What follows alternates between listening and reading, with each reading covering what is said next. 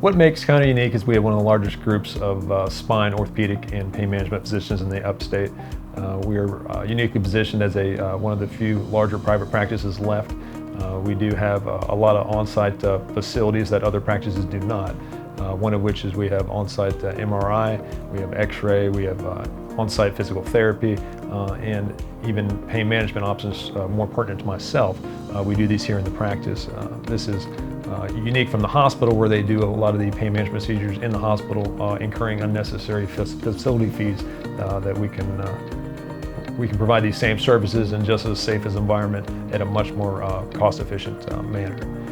What's also good for the group is that we work closely with each other in the sense that we have all the major specialties pertinent to what I do in the same roof.